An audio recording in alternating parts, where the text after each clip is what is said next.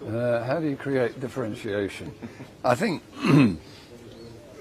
this car will be the only truly off-road vehicle in the offerings in the electric market at the moment, because if you look at a lot of the electric SUVs, they have no towing capability, they have no wading capability, and really they're an SUV, but you don't really want to take them off-road. Whereas this car will, I don't know whether your viewers will know that Schockel is a really serious mountain in Austria. This car will get up the Schockel as the Grenadier does, and there are very, very few cars in the world that can get to the top of the Schockel. So that car will do that, yeah.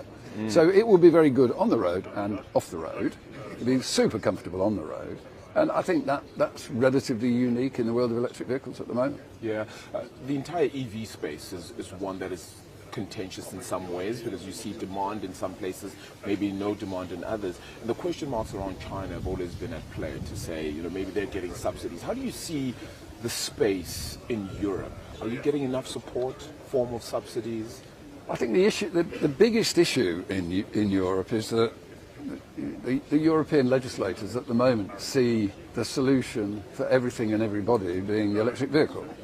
And I think ultimately there will be a range of solutions for transportation issues. I mean, there's obviously a large automotive fleet in the world with a large carbon footprint, and we need to decarbonise that footprint. There needs to be a trajectory where every year the footprint improves. But there are a range of different solutions that are not all ready to go at the moment. Like hydrogen, for instance, is one example.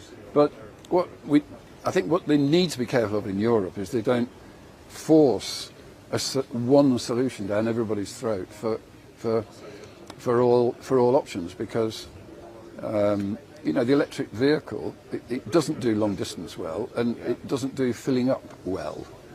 Because you get range anxiety, you've got anxiety about whether you can fill the car up.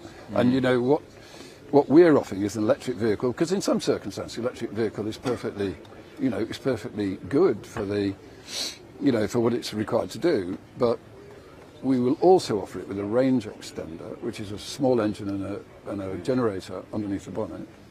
Right. So it will actually have a small fuel tank, and the battery will probably be about 70% of the size of the electric vehicle. It will be wholly electric, it will only run on electric, but with a range extender you can always, if you can't find an electric socket, then you can fill it up with fuel and you can run it off the engine. And what about net zero targets? I mean, you've been vocal with the sense of saying that it'll be difficult to reach the net zero targets, particularly here in Europe and even in the UK more specifically. I mean, where are the holes that could be plugged when it comes to that, to at least get as close to that as possible? Well, I think the important thing is I think nobody argues against the objective of decarbonisation, but it's not an overnight solution. All the solutions are not there today. We may want to power the world on green electricity, but there aren't enough windmills. So it's a trajectory. As long as we are, we're heading in the right direction, the gradient of the trajectory is good, then that's really, I think, what the politicians should be focused on. It's a journey. We don't exactly know what the route is that we'll take, but as long as and in America they take a slightly different view. In America they don't. They want to insist on the trajectory, but they're not insisting on the solutions. They're letting the consumer choose between different solutions. They're not insisting that the consumer drives an electric car in America, and in fact they're only predicting that in 2050, 25% of the fleet in America will be electric, but they know that there'll be hydrogen and there'll be other solutions, maybe biofuels and things like that, Yeah, infrastructure, I mean, that's a big part of it, right? Correct. I mean, whether it's creating... Well, that regulates pace as well, of course, So if you take hydrogen as an example, we need to be able to make hydrogen competitively, but also you need the infrastructure in place, because you can't get halfway up the M1 and there's no hydrogen filling station, but you can only use hydrogen. That's not. And who's going to provide that?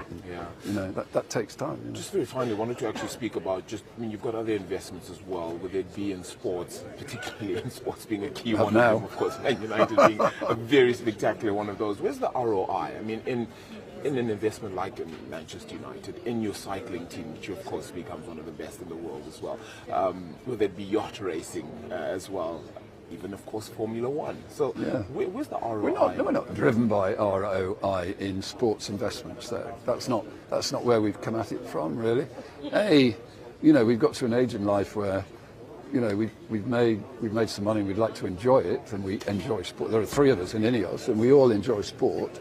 And also, we have moved into consumer markets. Certainly automotive is a huge consumer market, obviously, and the INEOS name wasn't particularly well known. So through sport, that obviously they are getting to know INEOS. I mean, certainly the latest one, they are getting to know about INEOS. So it's not really driven by. It's not, I mean, my investment in Manchester United has nothing to do with ROI. It's just that. So, I'd just like to see Manchester United back to where it should be. And as a passion project, how much do you think you have to invest in of your own money to try and make that club better in any sense? Whether it be the stadium, whether it be...